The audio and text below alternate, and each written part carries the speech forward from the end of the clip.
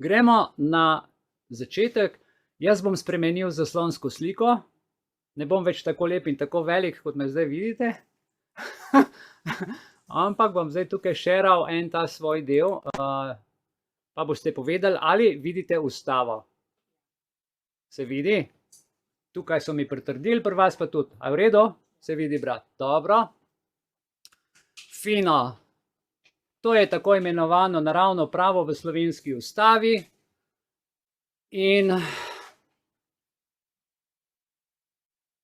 drobna knjižica z bogato vsebino. No, in v današnjem času se človekove pravice pravzaprav so temeljni del vsake sodobne družbe. V Ustavi Republike Slovenije so opredeljene največ, kot smo že prej rekli, v 2. poglavju. In tukaj si bomo še enkrat zastavili vprašanje, ali so človekove pravice izražene le v 2. poglavju Ustave, ali pa jih najdemo tudi skozi celotno besedilo Ustave. Odgovor lahko najdemo tudi skozi prizmo tako imenovanega naravnega prava. In kdor, mislim, ko rečem naravno pravo, ok, naravno pravo, ampak bomo opisno povedali, kaj sploh naravno pravo je malo kasneje. To pravo se je razvilo v starem veku, potem pozitivno pravo. Veste, pozitivno pravo je intelektualno pravo, je pravo, ki je na sodiščih in z naravnim pravom in človekovimi pravicami nima nič, je bolj filozofske narave. Včasih ti tudi virtualno sodijo, pa če jih ni dokazal, to je ta pozitivno pravo. Ne vem, je pozitivno ali negativno, v redu. Ta se je razvil v srednjem veku in pa razvoj prava na splošno skozi različna zgodovinska obdobja.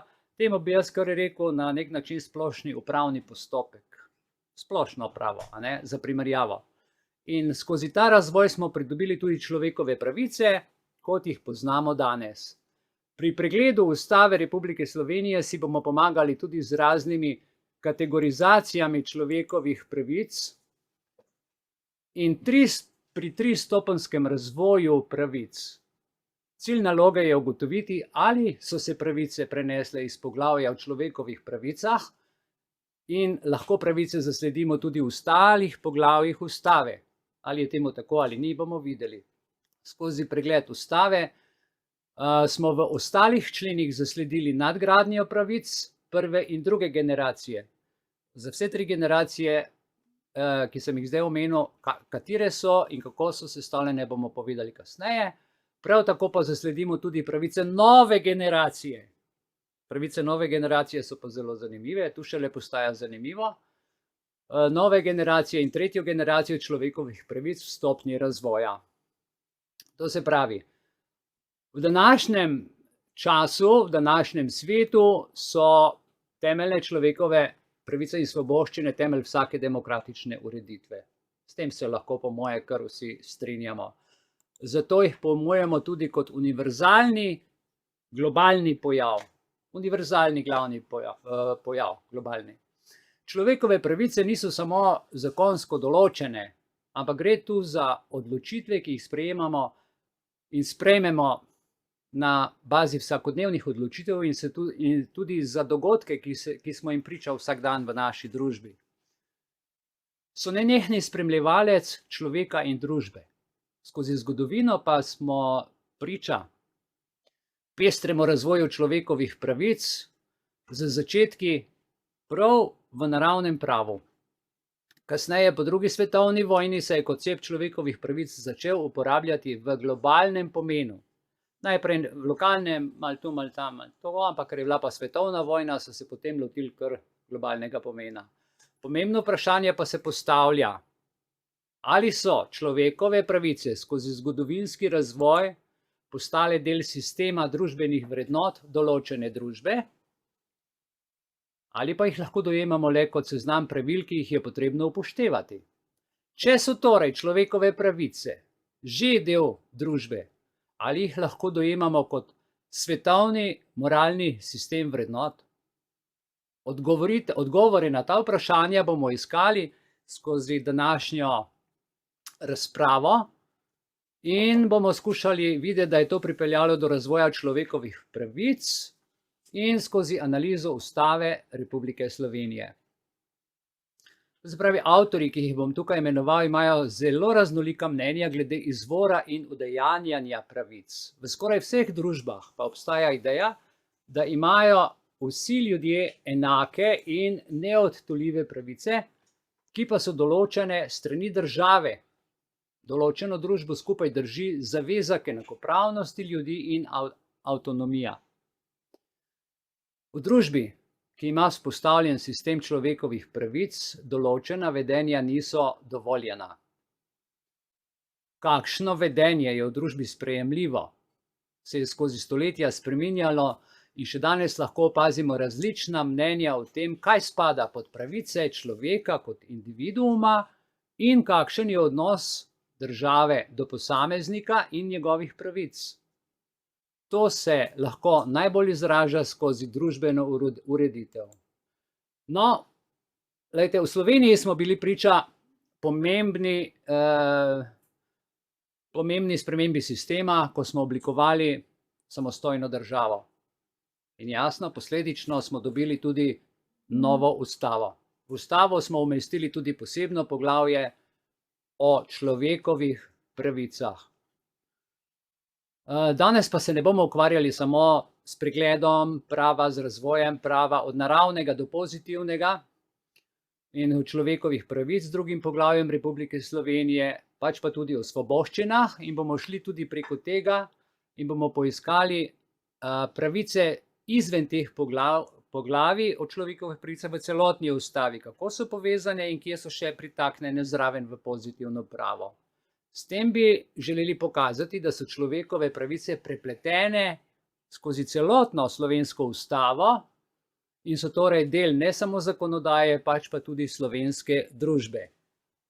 Problem nastane, ker človekove pravice so neodtujljivi del vsakega človeka, problem pa nastane, ko pozitivno pravo te pravice z zakonom omeji in čeprav je človekova pravica absolutna, tudi hkrati ni absolutna. Tukaj pa nastane problem.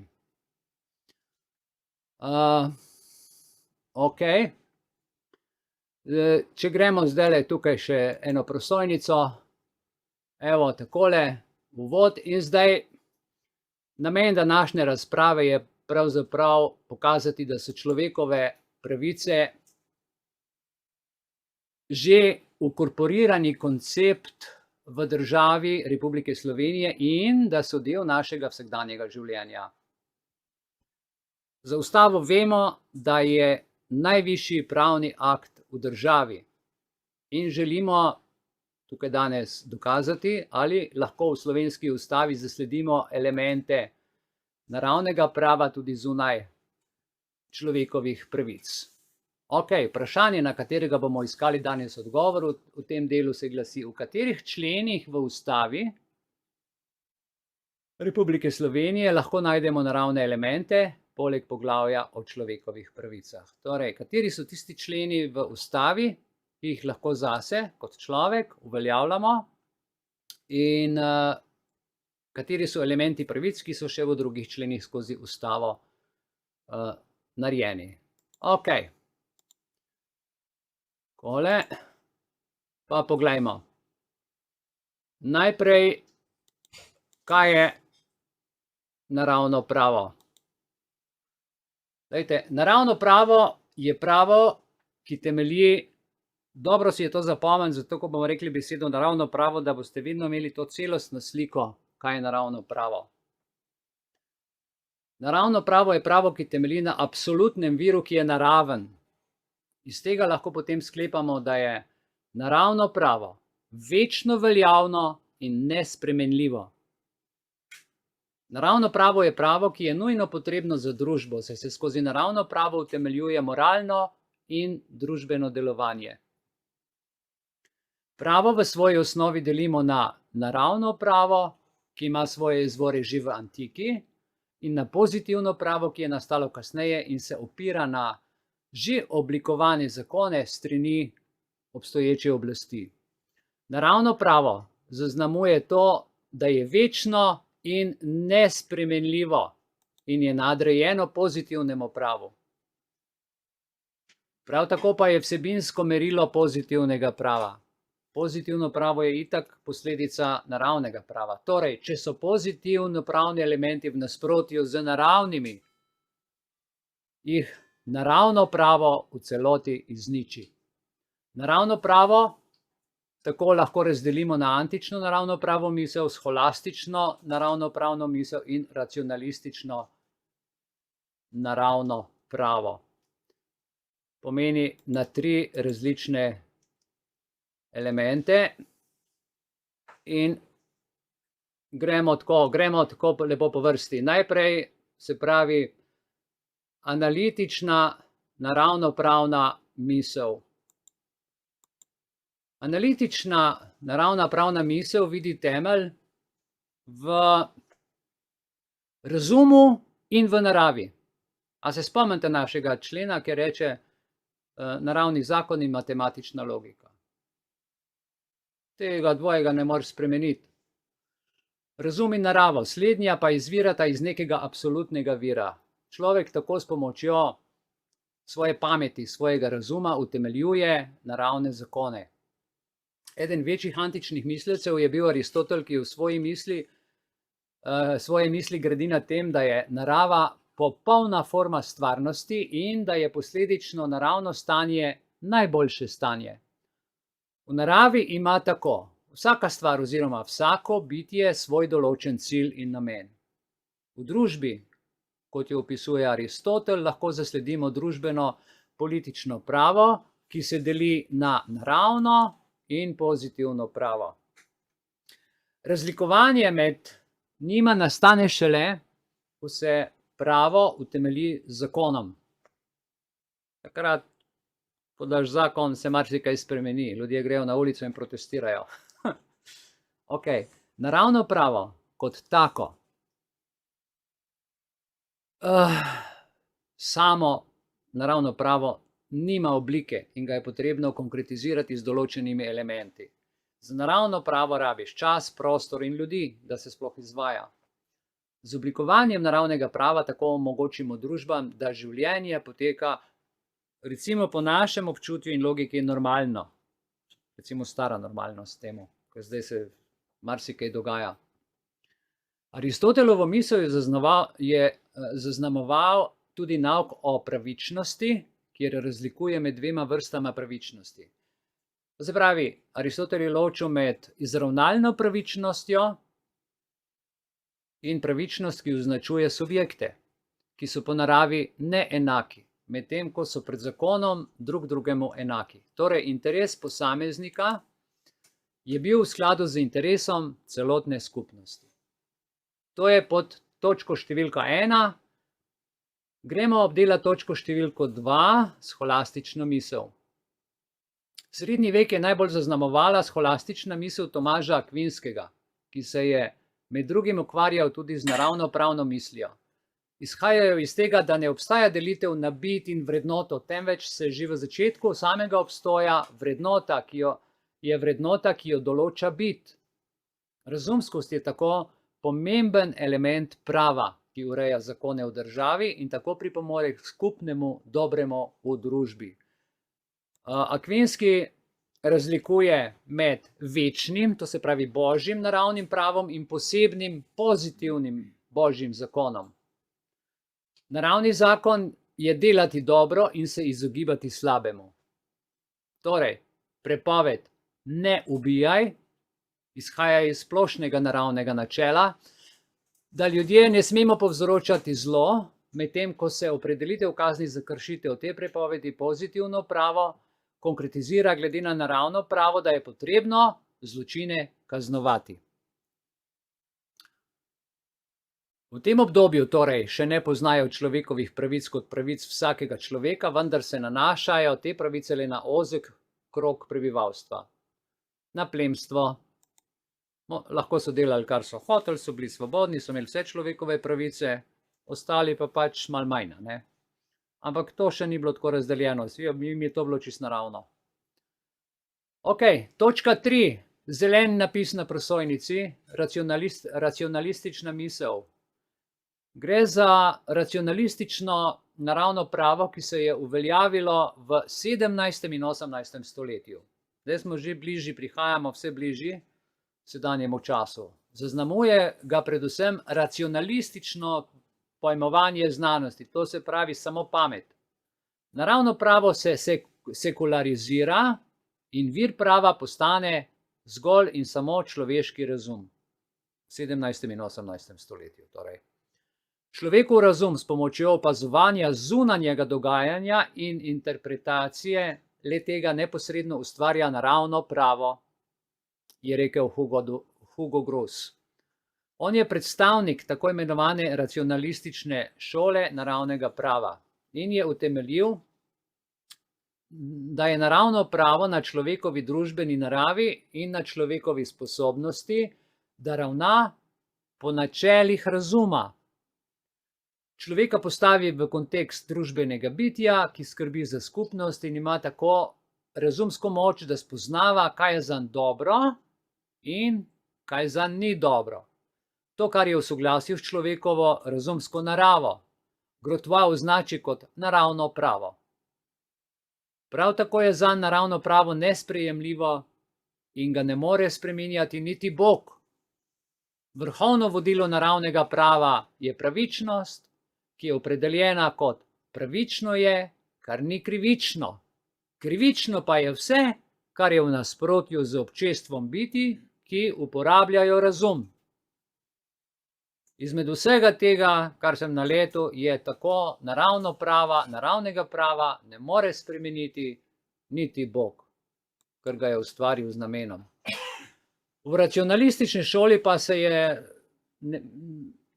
uveljavil tudi Kant, tega ne smemo spregledati, ki razločuje med pravno zakonodajo in naravno zakonodajo. Ne naravno, ampak naravno zakonodajo. Pravna zakonodaja ureja zunanje vedenje in ravnanje ljudi, medtem ko se naravna zakonodaja nanaša na človekovo notranje življenje in njegovo moralno delovanje, njegova narava, njegova bit. Kant, ki se v svojih delih ukvarja z naravnim pravom, je razvil tudi teorijo kategoričnega imperativa, kjer je središče človek kot naravna osebnost in ga pravo priznava in varuje s temeljnimi človekovimi pravicami. Se pravi, človekovo narav pravo priznava in varuje po Kantu.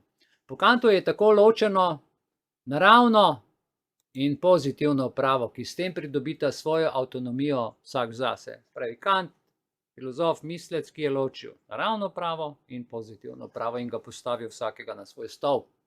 Celotno pravo je tako izkustveni pojav, ki temelji na človekovih razumskih in voljnih odločitvah.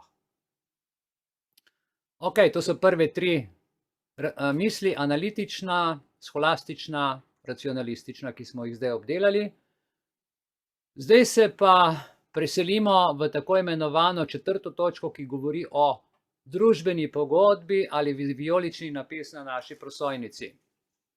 No, v 18. stoletju se je z mislici, kot sta John Locke in Jean-Jacques Rousseau, zgodil razcvet na področju človekovih pravic. Predvsem z razvojem teorije o naravnih pravicah. V tem obdobju se je pojavila zahteva ljudstva, da oblast spoštuje pravice, ki so utemeljene v človekovi naravi. Tako je nastala ideja družbene pogodbe. Naslednji človek, ki se piše Hobbes, v svojih delih opisuje naravno stanje. Naravno stanje je stanje, v katerem ljudje živijo, preden dajo privoljenje, da jim vlada država. Okay?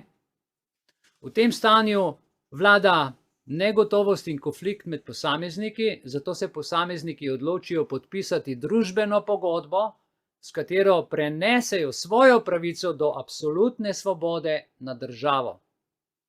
S tem si tako posamezniki zagotovijo socialno stabilnost in pravico do zaščite strani države. Vam to preberem še enkrat, ali ste razumeli? To je stanje, v katerem živimo danes. Posameznik, ki svojega naravnega stanja ne preda v družbeno pogodbo, ima težave. Kdor se pa strinja, pa kao država skrbi za njega, ampak izgubi vse človekove pravice, po domač povedan. Ok, za razliko od Hobbesa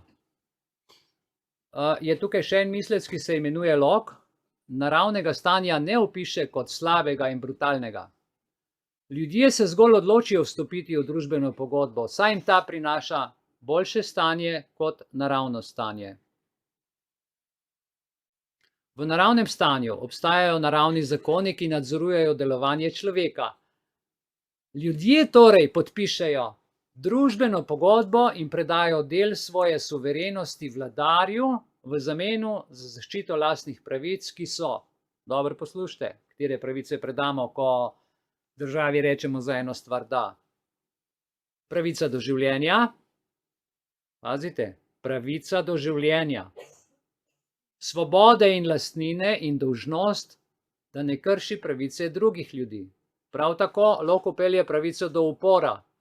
Če vladar ne zaščiti pravic posameznikov, se lahko ljudstvo upre in zahteva odstop vladarja.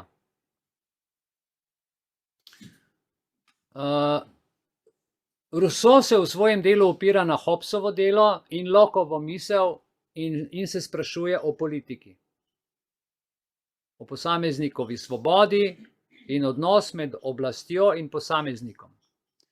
Po njegovo je posameznik prisiljen vstopiti v družbeno pogodbo, saj sam ne more izpolniti svojih interesov in potreb v okolju, v katerem živi in ki je narejeno za skupnost takšno, kot je. V urejeni skupnosti, po njegovem mnenju, se posameznik ne odreče svoji svobodi in zraven pridobi še zaščito države. Skozi skupnost se tako izraža kolektivni interes, ki se nato pretvori v zakone, katerim so podvrženi ljudje celotne skupnosti. Evo, tako smo obdelali družbeno pogodbo. Kaj pomeni, če si v družbeni pogodbi, si in, ampak predaš vse na državo, če pa nisi, si pa odpadnik in na robu nekje, ne vem kje. 5. točka z modrim napisom na prosojnici, pravni pozitivizem. Ok, pozitivna pravna teorija je nastala iz naravnega prava in preučuje pravo, ki dejansko obstaja ter je zapisana oziroma določena strani zakonov. Pozitivni pozitivizem je vseh 25.000 zakonov, ki so jih napisali in sprejeli v parlamentu. Ok, to je pa... Ok, naravni zakon je nekaj povsem drugega. Okay. V okviru pravnega pozitivizma se je pa razvilo več šol. To se pravi, pod to 5. točko so se razvile različne struje. Samo da vam omenim nekaj teh struj, kako so se borili za to, kdo bo boljši in kdo bo bolj pameten. Tako se je razvil zakonski pozitivizem. Zakonski pozitivizem opredeljuje pravo kot skupek pravil, pravnih pravil, ki jih oblikujejo in določajo oblastni državni organi. Prve zametke zakonskega pozitivizma najdemo že v rimskem pravu in so se ohranili do današnjih dni. Do nastanka moderne države je bil zakonski pozitivizem vodilna naravno-pravna teorija, ki je vplivala na nastanke in oblikovanje držav v 18. in 20. stoletju. Pravi, v 18. in 20. stoletju, kar se tiče pozitivnega prava, je prevladovalo tako imenovano rimsko pravo. Druga struja, ki se skozi pravni pozitivizem pojavi, je čista teorija prava. Hans Kelsen je oblikoval čisto teorijo prava v 19. stoletju in jo označujemo kot spoznavna teorija. V nasprotju z zakonskim pozitivizmom se želi čista teorija prava kot znanost distancirati od politike, morale in ideologije. V tej teoriji torej ni več prostora za vrednote, niti za dejstva in vsebino pravil, pravnih pravil. Poudarja le pomen pozitivnega prava, formalno zgradbo le-tega in povezave med njegovimi sestavinami. Naloga prava tako ni pojasniti pomen pravnega pravila, temveč opisati vse možne pomene, ki jih ima pravno pravilo. To se pravi, to je tako imenovana filozofija prava, jaz tudi takole rečem. Potem se pojavi Hartova analitična teorija, še ena. Lionel Hart je zasnoval analitično teorijo prava in raziskuje temelje pozitivne pravne misli in je značilna za angleški prostor.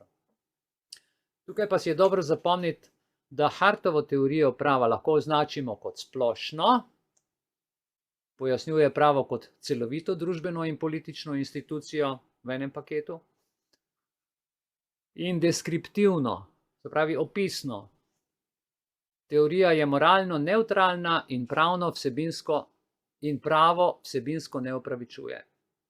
Teorija izpostavlja tudi delitev na primarno in sekundarno pravilo prava, ki so značilna za moderno naravno pravo. Potem pa se postavi še pravni realizem kot določena struja v pravnem pozitivizmu. Pravni realizem pa se je razvil primarno v dveh prostorih, v Skandinaviji in v Ameriki. To se pravi, zdaj mogoče je dobro vedeti, ker pri nas je malo drug sistem kot ameriški. Glejte, se pravi, ameriški pravni realizem je nastal ob koncu 19. stoletja in kaj je značilno za ameriški pravni sistem? Da so zakonska pravila le vir prava. Se pravi, tebi pravo ne določa življenje, ampak zakonska pravila so samo vir, so tukaj in jih moraš uporabiti kot orodja. Pravi, ostro razlikujejo med papirnatimi in resničnimi pravili. Kar se v resnici zgodi, ni isto, kot je napisano na papirju, ampak papir je vodilo, da lažje raziščeš praktičen primer. Pravo je po tej logiki, torej dejanska resničnost in v ospredju so sodniki, ki so pravno ustvarjeni in odločajo v konkretnih pravnih primerih. Če gledate te ameriške sodnike, pa te razne oddaje na YouTubeu, vidite, da se vedno na koncu sodnik odloči, ko posluša, ampak v ozadju se pa sklicuje na orodja, ki so mu kot pravo na voljo. Pri nas se sklicujejo na črko, pa ne pogledajo, kaj je v ozadju, ampak je črka in čovmik in ni govora. To se pravi, blazna razlika. Kako je pa v Skandinaviji? Skandinavski realisti so prišli do podobnih zaključkov kot ameriški realisti. Pravo ne preučujemo metafizično, so rekli. Pravna pravila je potrebno dojemati kot zavezujoča in jih je potrebno tudi dejansko uporabljati. Ne samo o njih govoriti in soditi. V današnjem času, ko govorimo o človekovih pravicah, le te niso urejene samo v ustavah, marveč tudi v mednarodnih dokumentih, mednarodnih pogodbah in tako naprej. Sprejem mednarodnih paktov in s tem univerzalizacija človekovih pravic se je zgodila pravzaprav po drugi svetovni vojni, da bi preprečili nadaljnjo kršenje človekovih pravic. Prav. Gremo na naslednjo prosojnico in bomo tukaj pogledali pregled, bomo naredili najpomembnejših zgodovinskih listin. Takole, lejte, jih bom jaz kar vse tukaj na prosojnico postavil, da jih boste imeli pred očmi. To so ključne listine. Prva, 1789, se pravi francoska skupščina.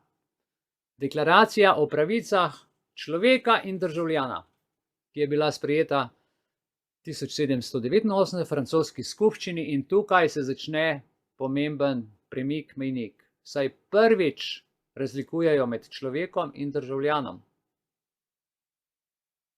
Ta deklaracija je kasneje postala del francoske ustave. V njej so vsebovane naslednje pravice. Ljudje se rodijo in živijo svobodni ter enaki v pravicah.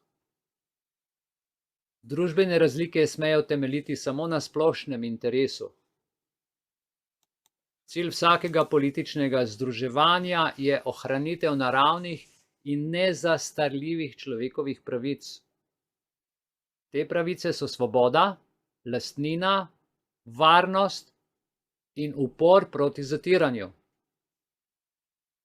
Načelo vse suverenosti izvira predvsem iz naroda, zato nobeno telo in noben posameznik ne more izvrševati oblasti, ki ne izhaja neposredno iz naroda.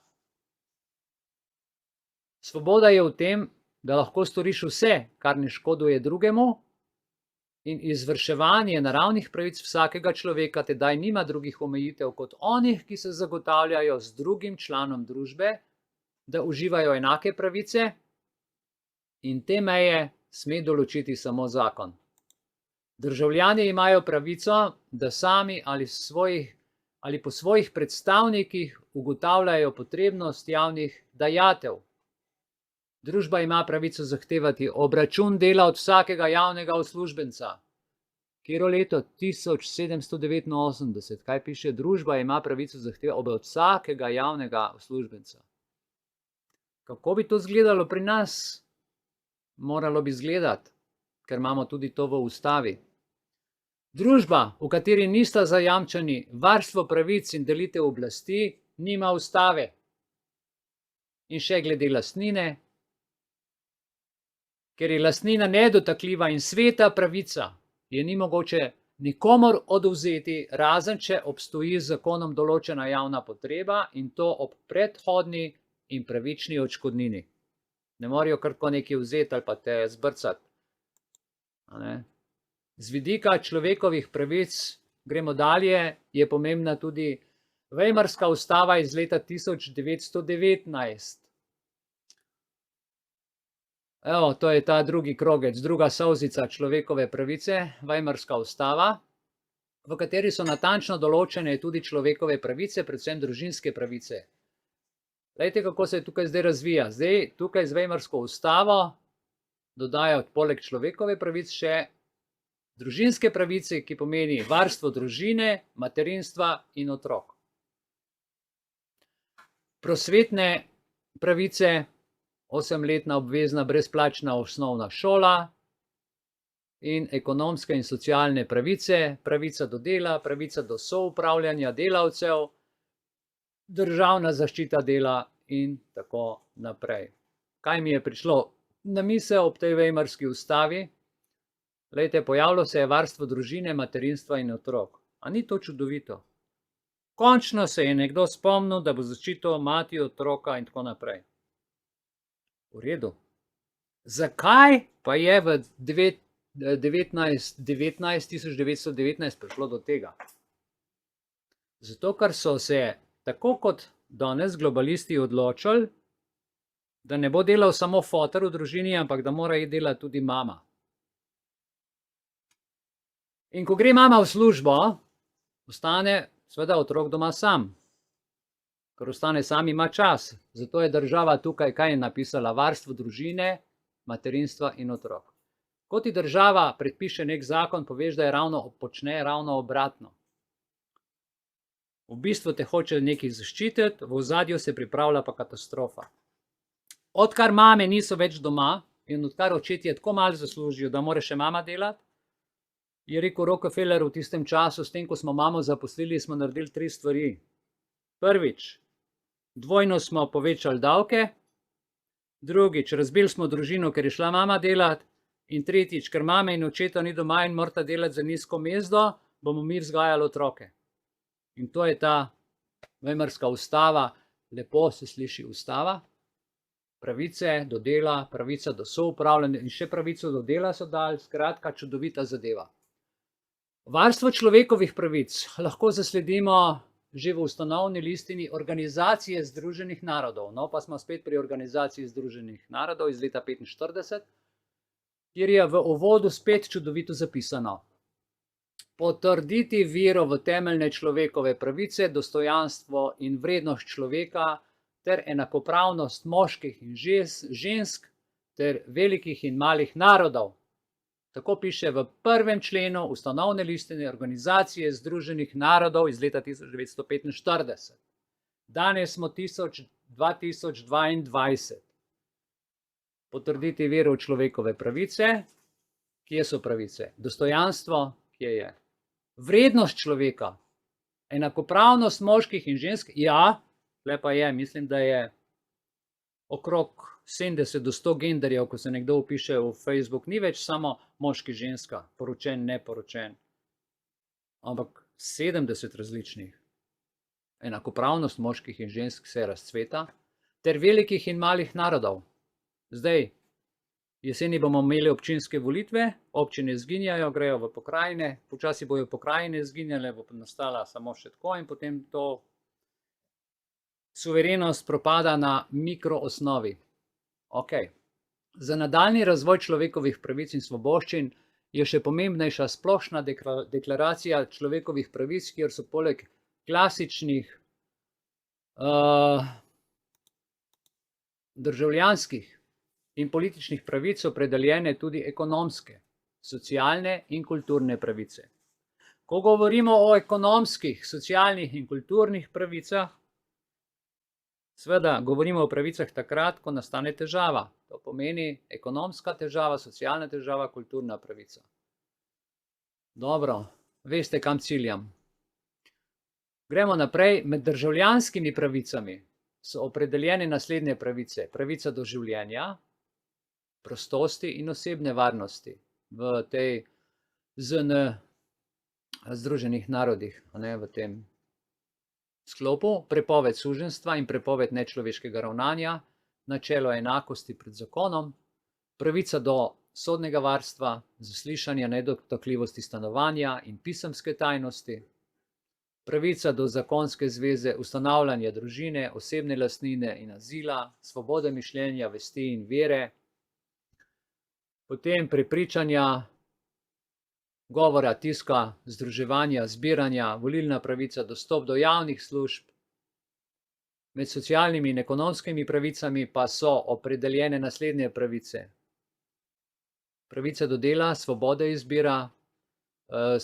izbire poklica, zdravstvenega varstva, varstva pri delu, varstva med nezaposlenostjo, počitka, socialnega zavarovanja, izobraževanja, primernih življenjskih razmer. No, tako da to, glejte, se je zgodilo z to ustavo vejmarsko, medtem pa, če gremo zdaj en krogec naprej, tole, kar smo zdaj povedali, se je takrat vse razvilo in razvijalo do današnjih dni, tudi danes še določeni zakoni veljajo.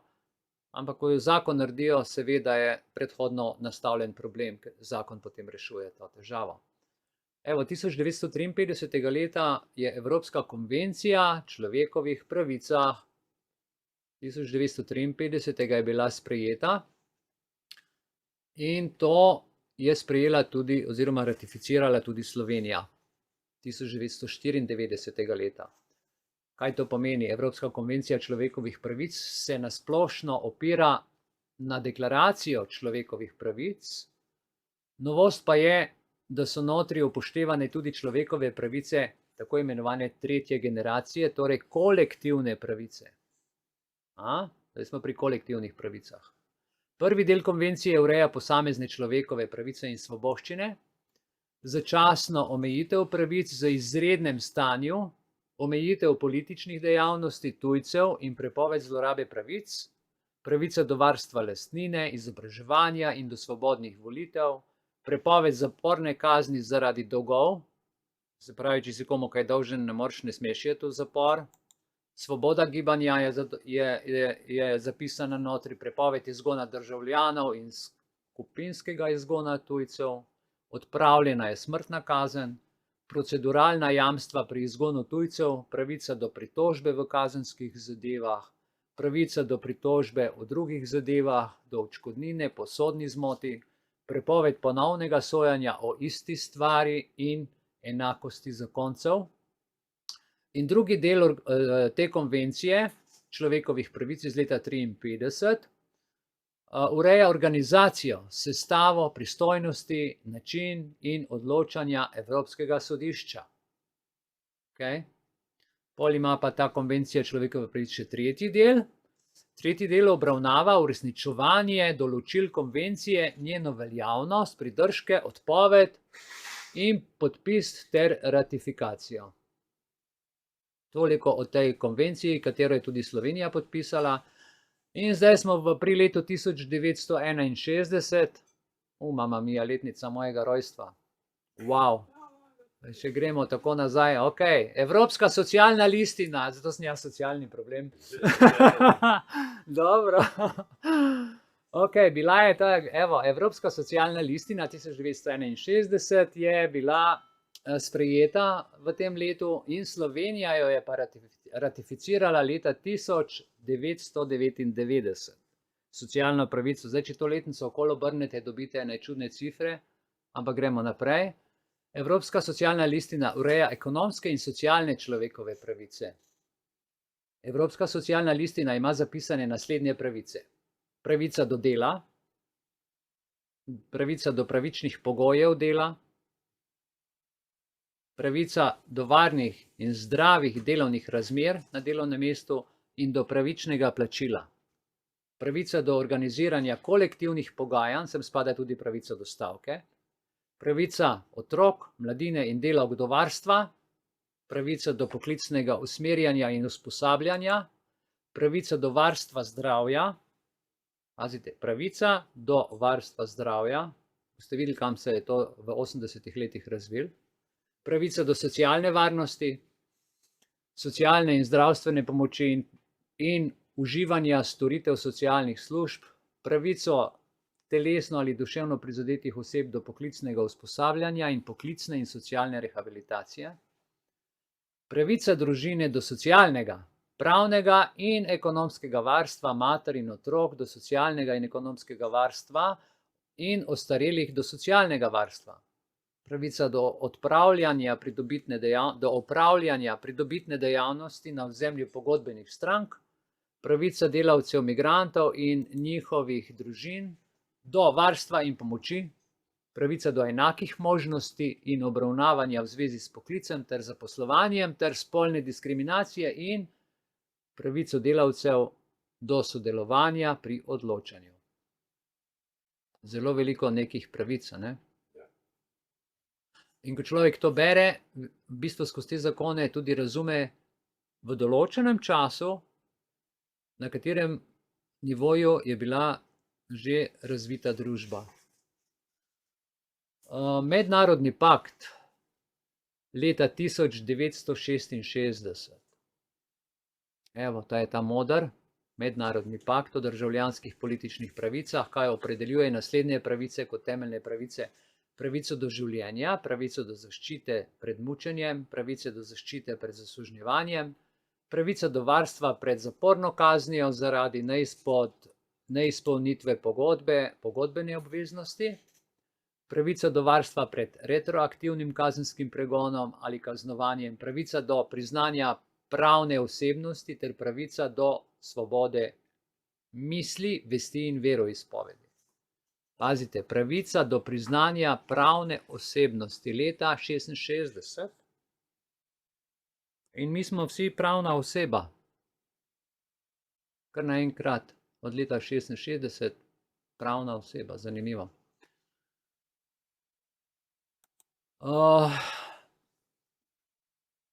To so stvari, kar se tiče pravic.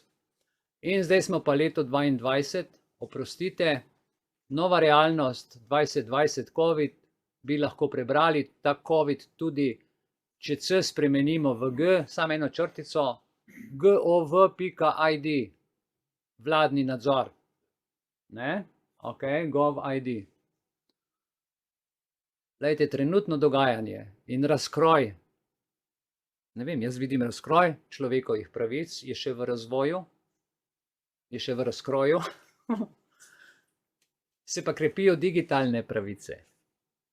Torej, Great Reset je v bistvu prenos naravnega prava na digitalno pravo.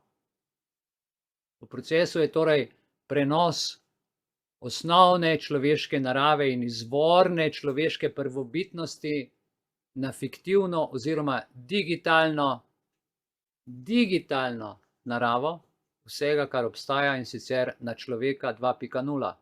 Kar pomeni, za človeka pravica do svobode pomeni nova realnost, odvzema svobode in popoln nadzor nad človekom.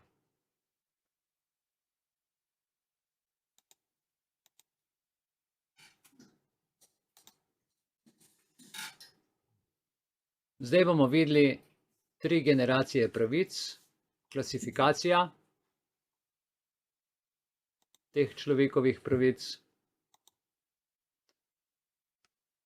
In sicer izvor človekovih pravic je človekova moralna narava.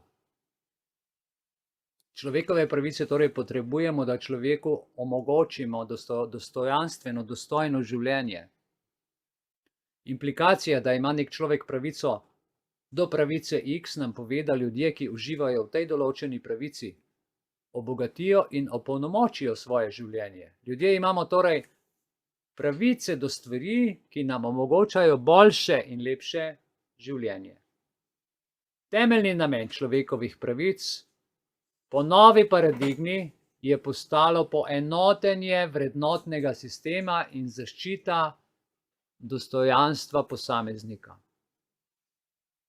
Kategorija človekovih pravic se je razvila v okviru novoveške države v času razsvetljenske filozofije. Iluminati, razsvetljenci in tako naprej. Človekove pravice so se razvile le v določenih okoljih, pazite, v Evropi in Ameriki, ter v okviru določenih gospodarskih in političnih razmerah.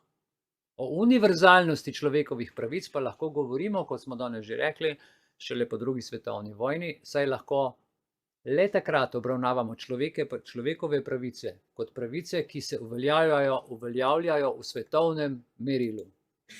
Univerzalnost človekovih pravic lahko dojamejo kot kontekst, ki zajema vsakega človeka in mu dopušča določeno svobodo, hkrati pa mu tudi ne dopušča svobode od te svobode.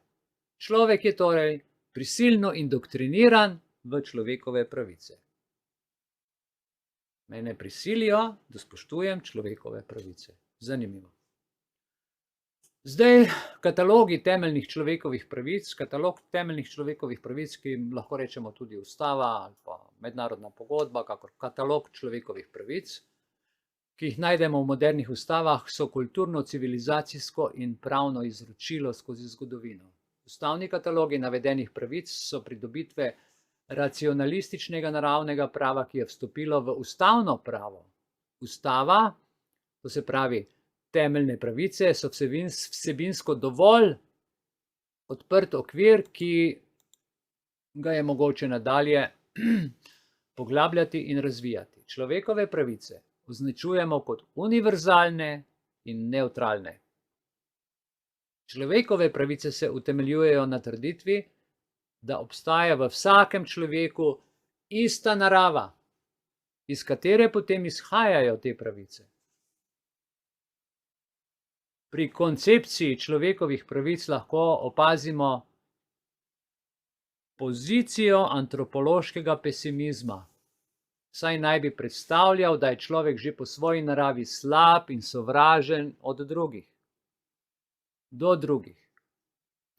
Osmišljanje človekovih pravic v tem konceptu pa je smiselno samo takrat, kot predpostavljamo, da ta narava pa kljub vsemu ni samo slaba in da v njej lahko najdemo vsaj kanček dobrega.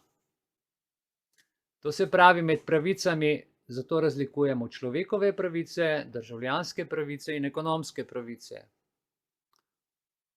Človekove pravice so pravice, ki jih ima vsak človek, ne glede na njegov pravno-politični status, vse osebnostne in nekatere druge pravice.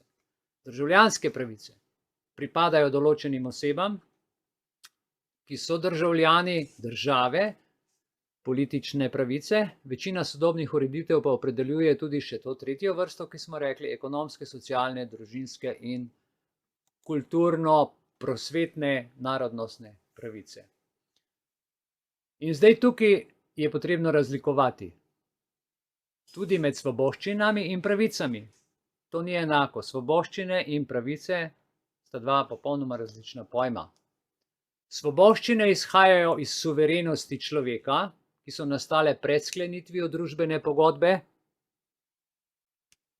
medtem ko pravice omogočajo človeku pravovarstven zahtevek v nasprotju države. V današnji ureditvi držav so svoboščine le sinonim za pravice. Poleg človekovih pravic pa obstajajo tudi dolžnosti, ki se kažejo kot korelativ pravic ali kot samostojno določene dolžnosti. Dolžnost je torej postala pravica. Naprimer, vsak ima pravico do zdravja, zato se mora obvezno cepiti. Prav, pogledali si bomo klasifikacijo človekovih pravic. Jaz sem tukaj naredil en ta kratek uvod do te prosojnice, ki je gor. In sicer naredimo 10 minut pauze in potem naredim drugi del nadaljevanja. Prva pravica, druga pravica, tretja pravica. Po generacijah. Dajmo malo te generacije, da boste razumeli teh pravic razložiti. Ok, dajmo to klasificirati. To gre za prvo stopnjo razvoja človekovih pravic. Dajmo to utrditi, da boste videli, kako je to šlo. Zelo na hitro. Jaz sem to že šel skozi, ampak tukaj zdaj en kratek povzetek tega, kar smo do zdaj povedali. To se pravi, začetek civilnih in političnih pravic najdemo v dokumentih že davno prej, preden sem jaz prej omenjal. To je tako imenovana Velika listina svoboščin ali Magna Carta Libertatum in Zakon o pravicah, Bill of Rights. Te pravice dojemajo tudi kot pravice negativnega statusa. Njihov namen je zaščita posameznika pred državo.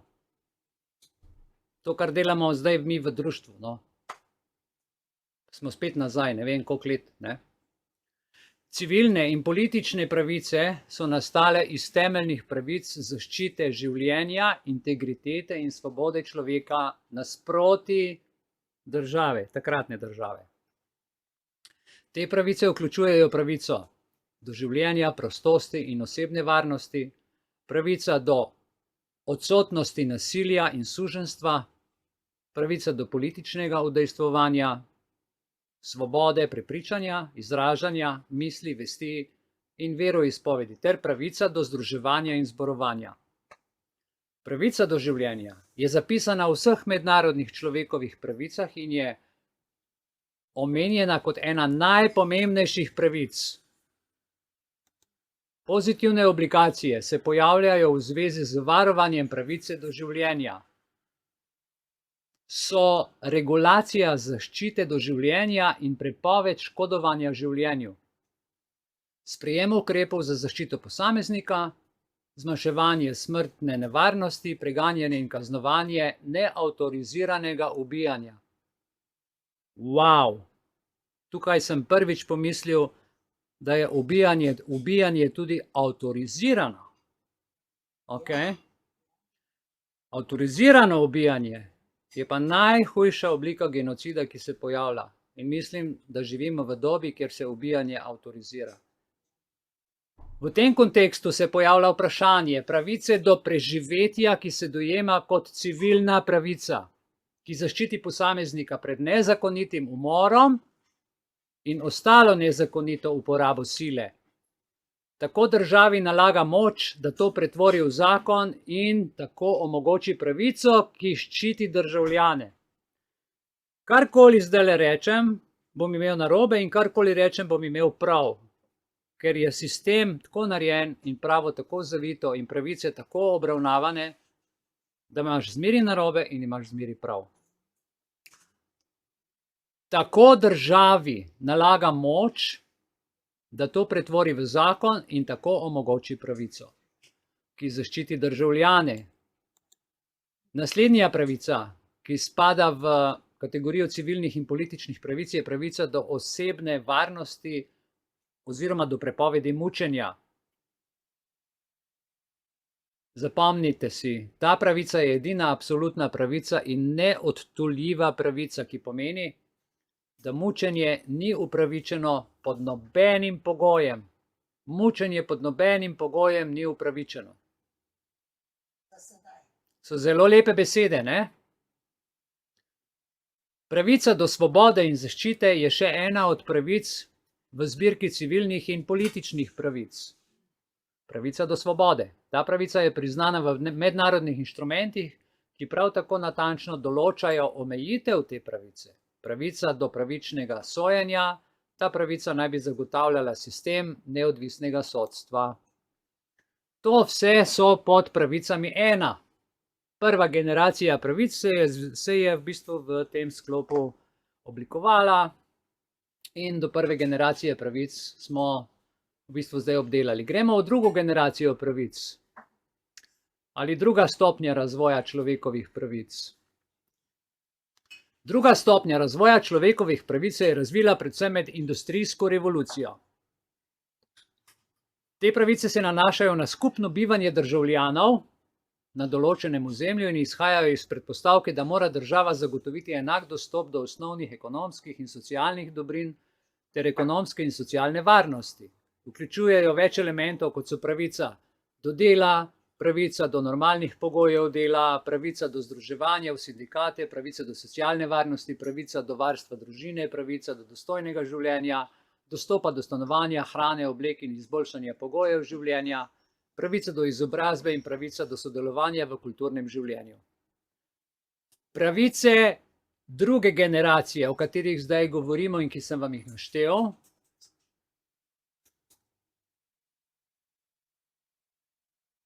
izenačujejo osnovni položaj socialne enakosti in so v nasprotju z generacijo prvih pravic.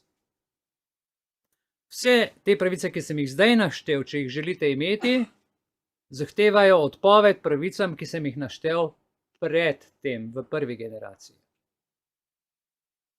So v nasprotju z generacijo prvih pravic, ki določajo pravice, ki jih mora država podeliti državljanom. In tako pridemo v kolizijo pravic med prvo in drugo generacijo. No, zdaj pa gremo k temu rumenemu, tej rumeni škatlici, ki je malo pokukala ven. Tretja pravica, tretja generacija, stopnja razvoja človekovih pravic, so pravice, ki so nastale v drugi polovici 20. stoletja z namenom, da bi človekove pravice postavili v mednarodni okvir. Te pravice so solidarnostne in kolektivne pravice ter vključujejo pravico do humanitarne pomoči, pravico do razvoja, miru, zdravega okolja, pravico do uživanja in izkoriščanja skupne dediščine in pravico do komunikacije. Te pravice so omejene na določene skupine ljudi, za katere se meni, da je treba zaščititi njihov obstoj in sobivanje. Tako, zdaj ste dobili v bistvu 3 generacije pravic, ki so se skozi našo klasifikacijo v določenem času te zgodovine pač razvile, vplivale več ali manj eno na drugo in to je to. No, zdaj pa gremo na tisto težko pričakovano zadevo in sicer Ustava Republike Slovenije. Zdaj, ko imate približno sliko, kaj so pravice, kakšne so, kaj je naravno pravo, kaj je pozitivno pravo, skozi katera obdobja se je kaj oblikovalo od raznih družbenih pogodb, skozi zgodovino smo to malo en tak presek naredili, pa dajmo zdaj pogledati Ustavo Republike Slovenije od točke 1 do točke 4. Za uvod, preden se lotimo točke 1, 2, 3, 4, iz prosojnic, povejmo. Ustava je v sodobni državi najvišji pravni akt, krona zakona, ki postavlja temelje demokracije in zagotavlja družbeno stabilnost. Ideja ustave se je razvila v 18. stoletju s širjenjem državljanskih pravic z namenom omejevanja absolutne oblasti vladarja. Ta oblika politične ureditve naj bi vsebovala poseben pisni pravni akt, ki bi urejal organizacijo državne oblasti in opredelil človekove pravice. Z novo Ustavo Republike Slovenije so se zgodile, institucionalizirale ali pa na novo postavile leta 91-92 vrednote sodobnih političnih demokratičnih sistemov, kot so takrat govorimo, ne danes, suverenost ljudstva, človekove pravice in pravice naroda do samoodločbe, podjetniška svoboda, svobodne volitve in delitev oblasti. Cilji nove slovenske ustave so bili predvsem postavitev bistvenih prvin slovenske državnosti, zagotovitev političnega demokratičnega sistema s parlamentarno obliko državne oblasti, varstvo človekovih pravic in svoboščin, varstvo manjšin v Sloveniji, zagotovitev temeljnih sistemskih okvirov gospodarskih in socialnih razmerij ter zagotovitev lokalne samouprave. V pravnem pomenu je ustava najsplošnejši, najvišji in temeljni pravni akt.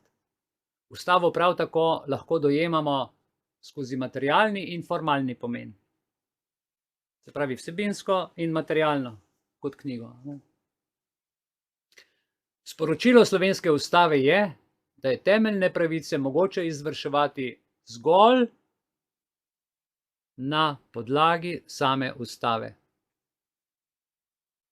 To je včasih dobro vedeti, ker marsikdo se sklicuje na zakone, ki sploh niso v skladu z ustavo. Takrat nastane problem.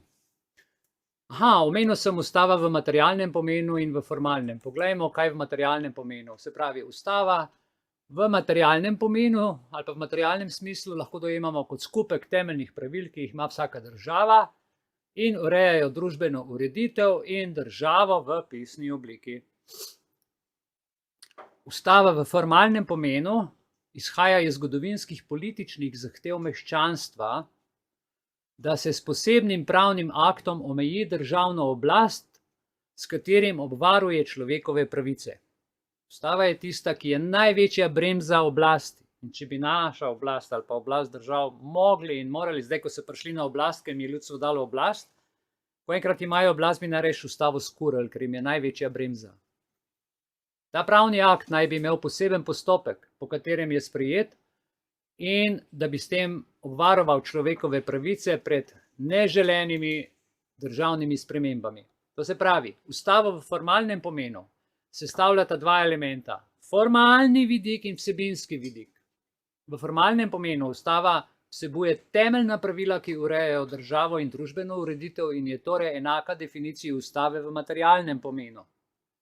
Ustava v formalnem pomenu se izraža skozi vsebino in obliko ustave. Bomo potem pogledali vsebino in obliko in po poglavjih, kako je sestavljeno. Pod značilnosti tako lahko štejemo pisna oblika ustave, kar omogoča dostopnost in enotno interpretacijo ustave.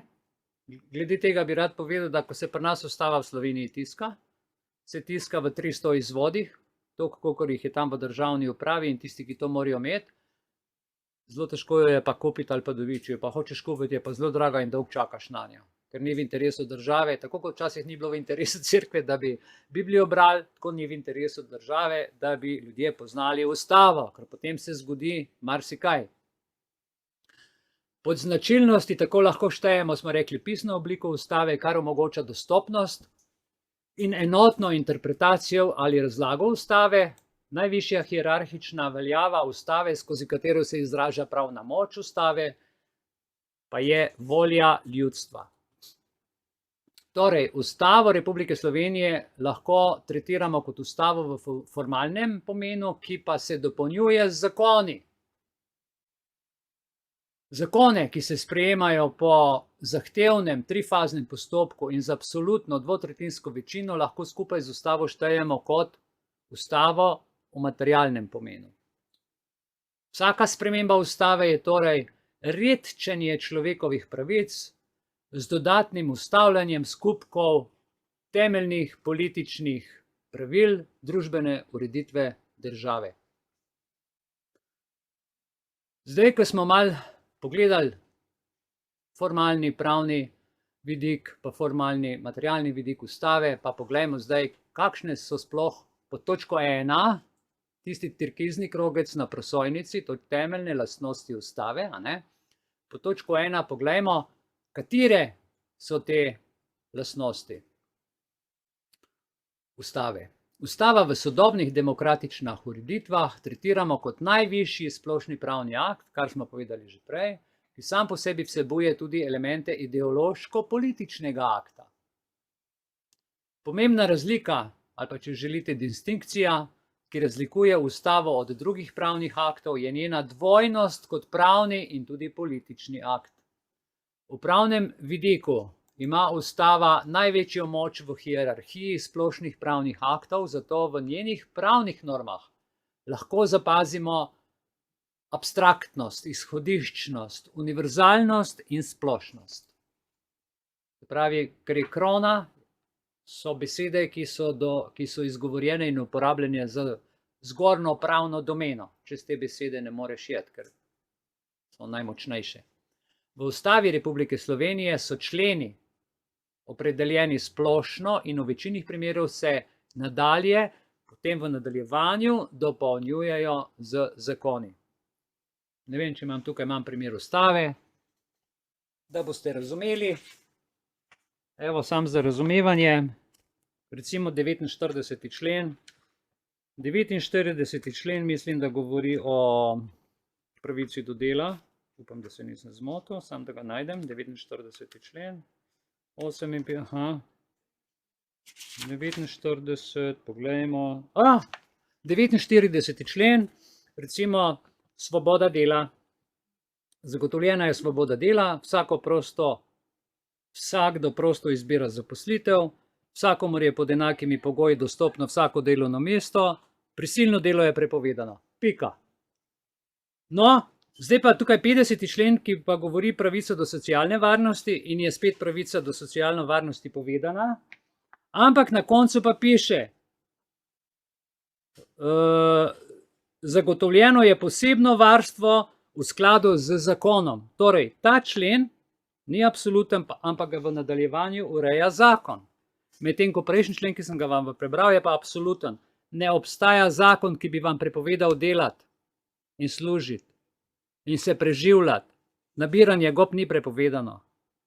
Gojenje kur tudi ne.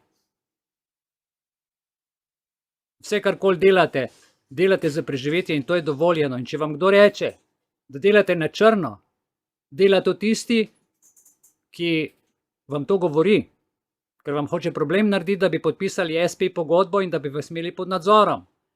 Poslušajte, absolutna pravica do dela obstaja direktno na podlagi ustave. Takega človeka je treba takoj na predlog kazensko preganjati zaradi preseganja pooblastil, kršitve ustave in zakona.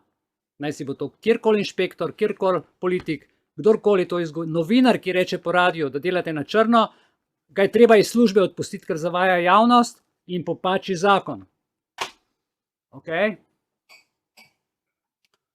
V Ustavi Republike Slovenije, smo rekli, so členi opredeljeni splošno in v večini primerov se nadalje dopolnjujejo tudi z zakoni. In tu nastajajo problemi, ne? Ker potem ta člen si razlagajo po svoje. Tako nam Ustava ponudi neko splošno opredelitev in tudi izhodišče za nadaljnje izvajanje pravnih aktov.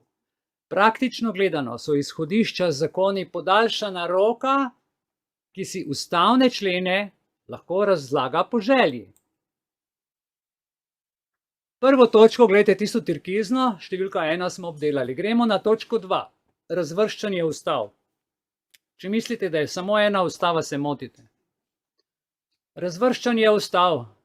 Evo, ustave lahko razvrščamo po različnih merilih, odvisno od lastnosti, ki prevladujejo v njihovi sestavi. Za našo informacijo naštajmo nekaj takih ustav. Imamo pisane in nepisane ustave.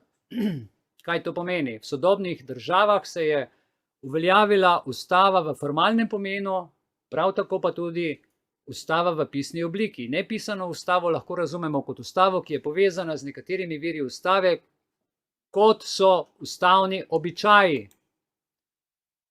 Naslednje vrste kodificirane in nekodificirane ustave. Kaj pomeni kodificirana ustava? Ustava je sestavljena iz enega pravnega vira, v katerem so napisana najpomembnejša ustavna pravila. Pa jih je težko razumeti, ker so kodirana, kodificirana. Rabiš človeka, ki ti to razloži. Nekodificirana ustava pa je lahko sestavljena iz več pravnih aktov, ki se med seboj dopolnjujejo in se od ostalih državnih pravnih aktov razlikujejo po kompleksnosti sprejemnega postopka. Potem imamo ustave, ki jim rečejo gibke ustave in toge ustave. Gibke ustave, se pravi, gremo, gibka ustava in toga ustava ima svoj temelj v postopku sprejemanja in spreminjanja. Toge ustave so ustave, ki so težko spremenljive, ki imajo za spremembo predpisan zelo strog, bolj formaliziran in daljši postopek. Težko je togo ustavo spremeniti. Večina sodobnih ustav spada v kategorijo togih ustav, razlikujejo se pa po stopnji togosti. Gibke ustave pa so ustave, ki pravzaprav imajo lahek postopek spreminjanja.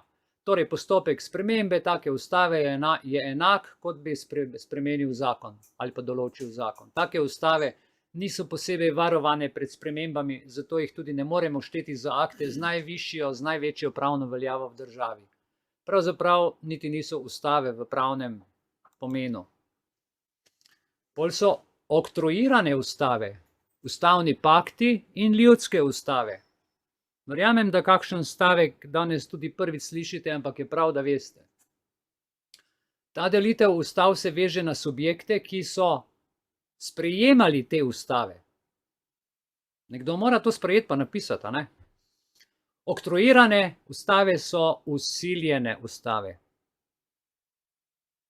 To so bile ustave, ki so jih sprejemali monarhi z uvedbo parlamentarne monarhije, kjer so si s pomočjo takih ustav omejili absolutno oblast. Večino teh ustav je nastalo iz družbenih in političnih pritiskov po omejitvi absolutne oblasti vladarjev. Ok, potem imamo pa še novejše razvrstitve ustav. V novejšem času so se pojavile še druge razvrstitve. Ustave potem tako lahko delimo čisto na kratko še o tem, na družbene in politične kriterije, se pravi normativne ustave, nominalne ustave, navidezne ustave, semantične ustave, monarhične in republikanske ustave, parlamentarne, predsedniške, skupščinske in druge ustave, ustave unitarnih in ustave federalnih držav, avtokratične in demokratične ustave, statuti, kot so ustanovne listine, društev in združenj in tako naprej. Nekatere razvrstitve razvrščajo ustave tudi glede na čas, ki so dolgotrajne in kratkotrajne, na vsebino, se pravi konstitutivne in programske ustave. Ene so ustanovne, ene so programske. In glede na obseg so popolne, nepopolne, neobširne, preobširne, neokrnjene, okrnjene ustave in še bi lahko našteval. Mislim, kolikor ti pamet dopušča. Upoštevajoč navedene klasifikacije, vse, kar smo zdajle povedali, lahko Ustavo Republike Slovenije opredelimo glede na našteto kot prvič pisano, je pisana, je kodificirana in je toga ustava, ki je utemeljena na ljudski suverenosti. Nadalje, po družbenih in političnih kriterijih lahko slovensko ustavo označimo kot ustavo, ki je utemeljena na republikanski, parlamentarni, unitarni obliki državne vladavine in seveda utemeljena na demokratičnem političnem sistemu. Glede na čas jo lahko štejemo kot dolgotrajno ustavo, glede na vsebino gre za konstitutivno ustavo, saj vsebuje le malo programskih določb. Se pravi, glede na vse naštete ustave je naša ustava iz vsega tega, kar sem naštel, skupek različnih ustav in to je od raznih stvari vzeto najboljše od najboljšega in ustava je, kar moram reči, meni všeč, je dobra, razen kadar jo spremenijo. Spremenili so jo pa ravno tam, kjer ni treba. Ali pa kjer so želeli. Ok. To je, kar se tiče točka 2. Smo zaključili in gremo po točko 3. Zgradba ustave. Ne katerekoli, ampak zgradba Ustave Republike Slovenije. Kako je zgrajena?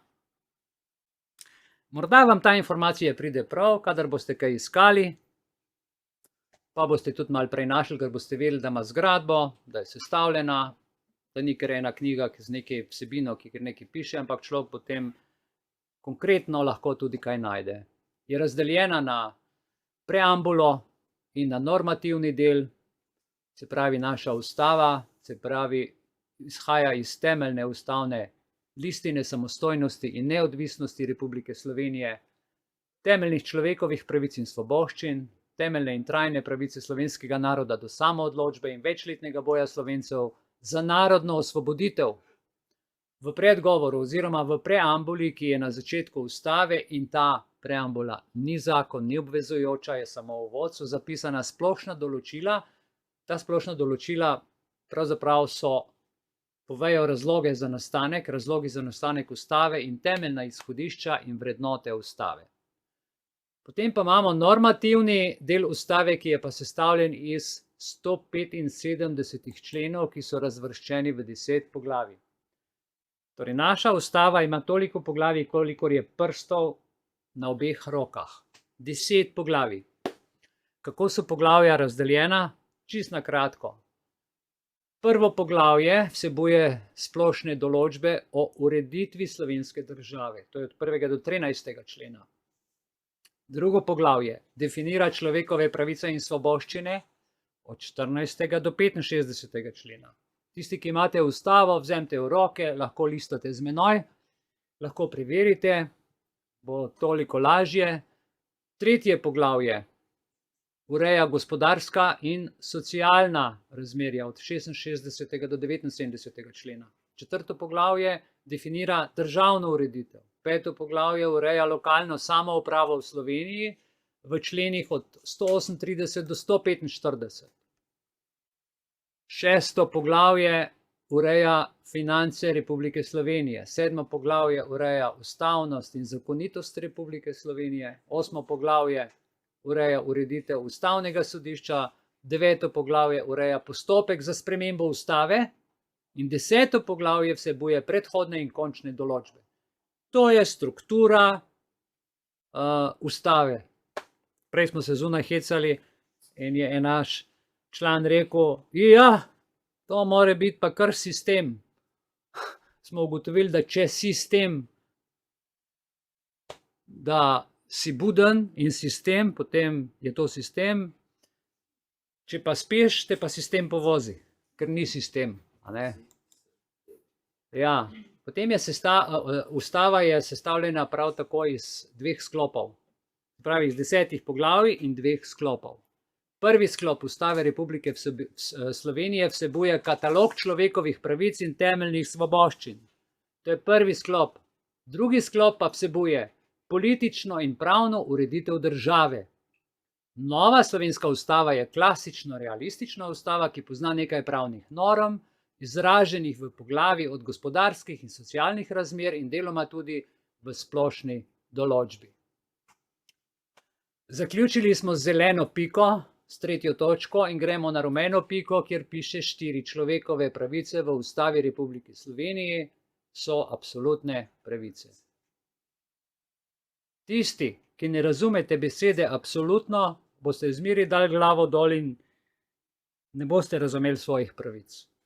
Tisti, ki razumete, kaj je absolutna pravica, boste pa odgovorni državljani. Torej, človekove pravice v Ustavi. V Ustavi Republike Slovenije v 2. odstavku 16. člena je zapisano, katere človekove pravice ne smejo biti niti začasno razveljavljene ali omejene. Kar je Janša naredil, on je vse razveljavil. Nobenega od teh členov ni spoštoval. In tudi nova realnost nobenega od teh členov ne želi spoštovati, zaradi tega, ker jim je v napoto. Ker v tem primeru so ljudje še vedno suvereni, samostojni in imajo določene pravice tudi v izrednih stanjih in ob izrednih dogodkih. Kaj je izredno stanje? To je čas vojne, izredni dogodki so pa pač naravne katastrofe, poplava, vojna, ogenj in tako naprej. Ampak v nobeno od teh kategorij ne spadajo nalezljive bolezni. Nalezljive bolezni, dragi moji, imajo poseben status in zato je tudi zakon o nalezljivih boleznih. In zato ne morejo reči niti, da je izredno stanje, niti da je kakšno drugo stanje, če ravno izvajajo v času epidemije ravno izredno stanje in pa izredne dogodke. Vse je pomešano. Te pravice so nedotakljivost življenja v tem 16. členu, prepoved mučenja, varstvo človekove osebnosti in dostojanstva v pravnih postopkih, domnevna nedolžnost, načelo zakonitosti v kazenskem postopku, pravna jamstva v kazenskem postopku ter svoboda vesti. Te pravice se v nobenem primeru nikoli nikdar ne sme razveljaviti, tudi kadar gre za izredne razmere, za izredne dogodke ali pa za nalezljive bolezni. Nikoli in nikdar. Dobro je to vedeti in si zapomniti, dajte povedati naprej. Povej naprej, vendar ne delaj iz muhe slona, ampak povej tako, kot je res. Druga najbolj pomembna stvar v ustavi, po prvem odstavku 15. člena Ustave Republike Slovenije se človekove pravice in svoboščine v Republiki Sloveniji uresničujejo neposredno na podlagi ustave. Noben drug zakon ne more v to posegati. Niti zakon o nalezljivih boleznih, niti preprečevanje, niti reklame na TV, niti predsednik vlade in niti noben dohtar, ki pljuva po predsedniku vlade, ko reče D-vitamin, sonce, morje, on pa reče, daj mir, injekcija, pa kaj neumnosti govoriš, da to nič ni res, da sonce je škodljivo, voda je škodljiva, narava je škodljiva, injekcija te bo pa rešila. Povem na glas, tako kot mislim. Naj me kdo reče, kar če. Ok, v ustavi so tako vsebovane človekove pravice, ki ne potrebujejo dodatnih zakonskih razčlenitev in gre za absolutne pravice. V ustavi je določeno, da se teh pravic ne sme omejevati in vanje posegati. Teh pravic se ne sme omejevati, niti vanje posegati. Razen, če vas prepričajo, pa vi to svobodno privolite. Omejene so zgolj s pravicami drugih. Ok? Ampak tukaj vedno rečejo, vsaka tvoja pravica je omejena s pravicami drugih, sistem je tako grajen in če ne poznate 16. člena, se boste zmeri dali pregovoriti, prepričati ali pa boste slepo verjeli. Slepa vera je pa lahko zelo huda stvar. Lahko tudi zelo dobra, ne, če je pozitivna, ampak ne verjamem v tem času. Človekove pravice. Po točko 4, rumeni krogec, kjer smo zdaj, kot absolutne pravice v slovenski ustavi so zapisane v drugem poglavju slovenske ustave med 14. in 65. členom. Te absolutne pravice obsegajo enakost pred zakonom, absolutna pravica, uresničevanje in omejevanje pravic, začasna razveljavitev in omejitev pravic, nedotakljivost človekovega življenja, prepoved mučenja, varstvo osebne svobode, odreditev in trajanje zapora, varstvo človekovega dostojanstva, enako varstvo pravic, pravica do sodnega varstva, javnost sojenja, pravica do pravnega sistema, pravico do pravnega reda, pravico do povračila škode, tudi osebne škode, tistega, ki ti to stori, naj si bo to uradnik, politik, novinar, kdorkoli, domnevna nedolžnost, načelo zakonitosti v kazenskem pravu, pravna jamstva v kazenskem postopku, pravico do rehabilitacije in odškodnine, prepoved ponovnega sojenja v isti stvari, svoboda gibanja, pravico do zasebne lastnine in dedovanja, pravico do osebnega dostojanstva in varnosti, varstvo pravic zasebnosti in osebnosti pravic, nedotakljivosti stanovanja, varstvo tajnosti pisem. Jaz pišem mail moji ženi, vmes pa je 100 ljudi prebere. Kakšna varnost pisem je to pri Googlu? Ne razumem, pol pa ti še račun zaprejo. Dobro. Varstvo osebnih podatkov. Zdaj pa mi tle povejte, ne? Kdaj je nastal ta zakon? Pred kratkim, pred par leti. Zato, ker so vse podatke kršili in takrat naredijo pa pač zakon. Oni ga izvajajo na nivoju, berejo vse o tebi, moraš imeti QR kodo, ti pa njega ne smeš vprašati, ko ima tle številko, kako mu je ime, ker ti ne bo povedal. Se pravi, gre za enosmerno cesto. Ok, odločite se sami, komu boste povedali ali pa se priklonili s temi QR kodami. Svoboda izražanja je absolutna pravica. Pravica do popravka in odgovora. Potem svoboda vesti, pravica do zbiranja in združevanja, volilna pravica, sodelovanje pri upravljanju javnih zadev. Lejte, nihče vam ne more reči, da ne morete vi v državni zbor in gor na balkonu sodelovati pri sprejemanju, ker je to javna zadeva, pa še kje drugje. Nihče vam nima te pravice reči. Potem pravica do peticije, pravica do ugovora vesti, izročitev, pribežališče, svoboda dela, to, kar sem vam prej prebral, absolutna svoboda. Ja, in kaj nam delajo, kaj nam drugače govorijo?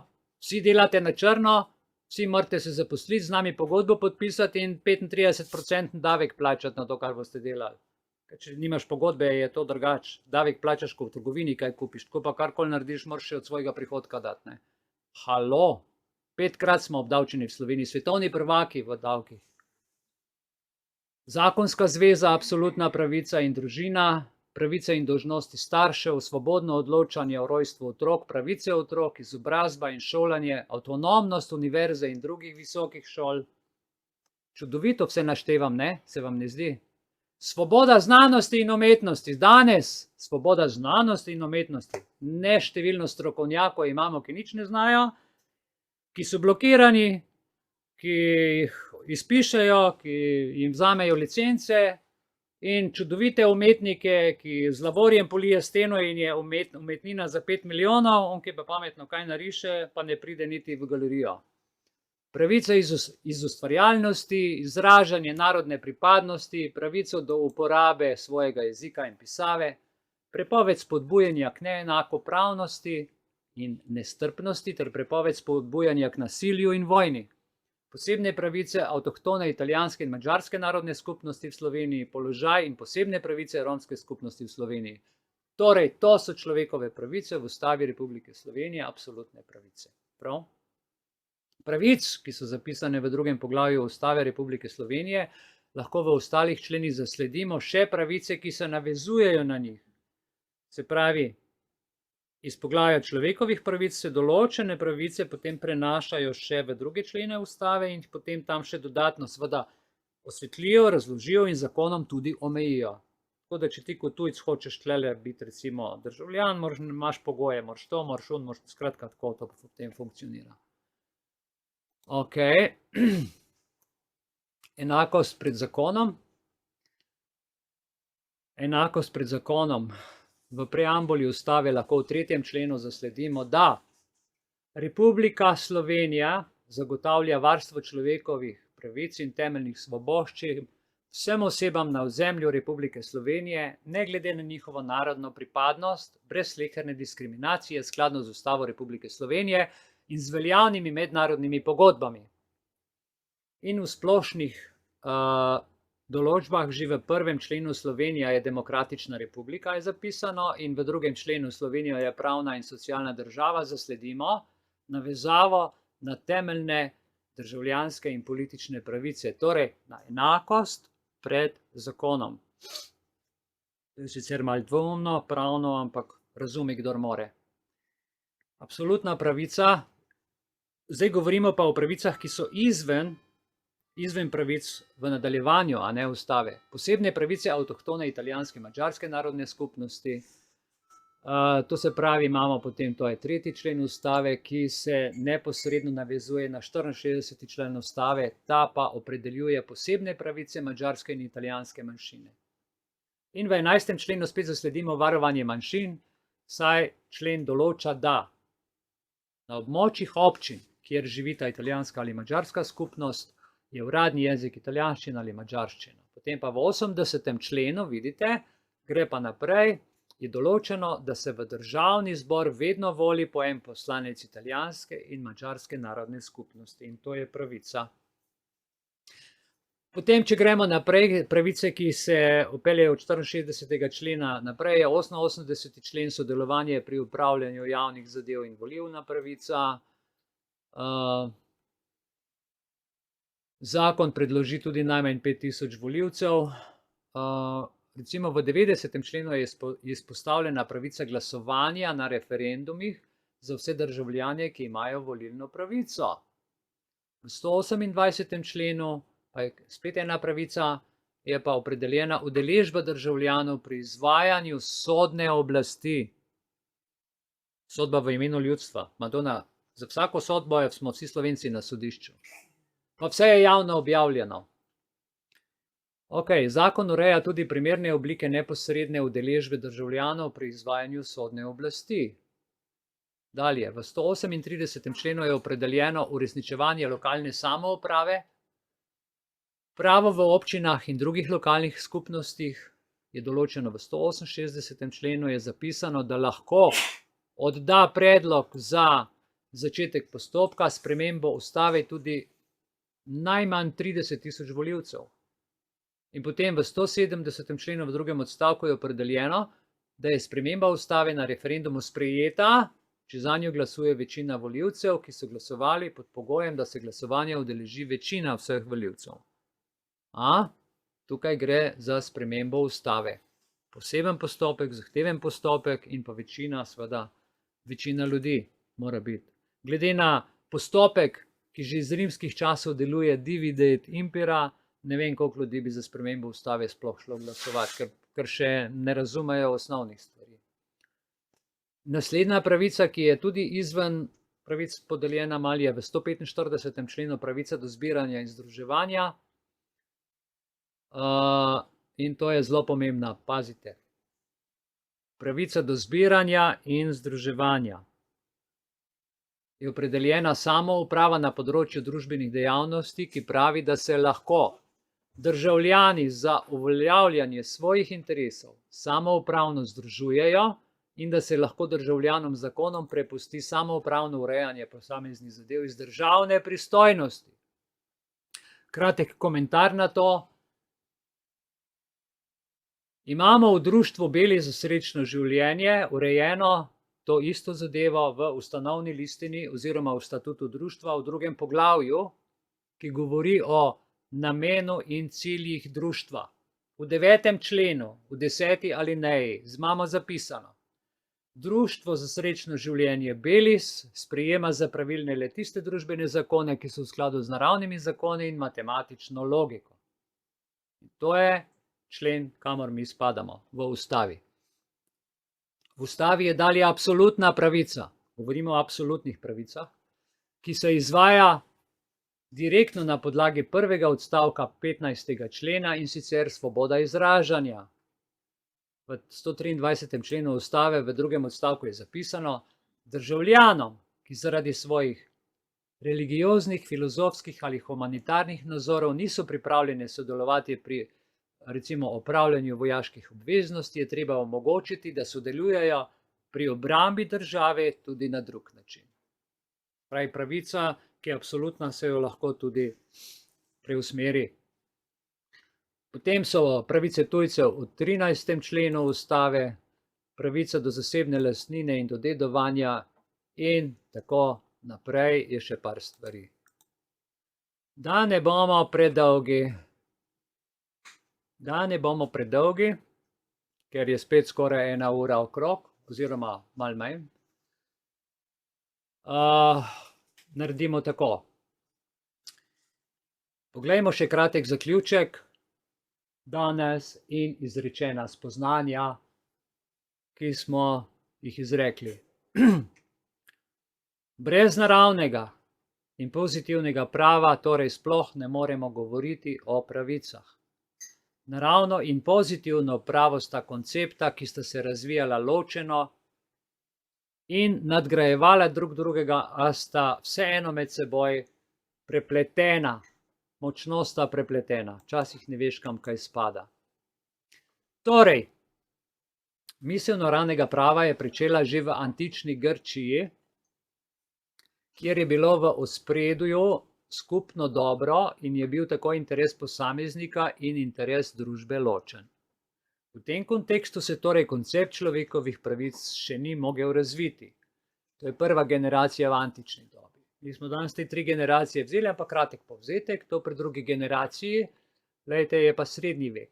Je prevladoval koncept naravnih pravic, ki so izhajale od Boga, zato lahko opazimo tudi premik od skupnega interesa k posameznikovemu interesu.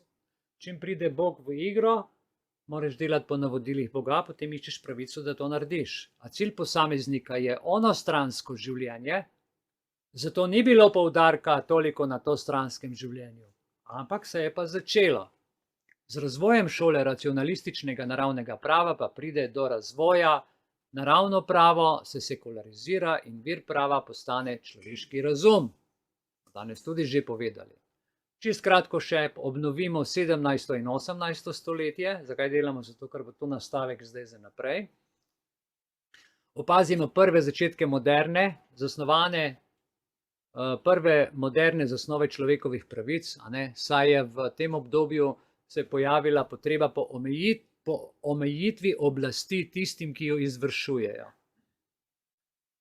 Postopni boj ljudstva za svoje pravice je tako pripeljal do razvoja človekovih pravic na globalni ravni, kot ga poznamo danes.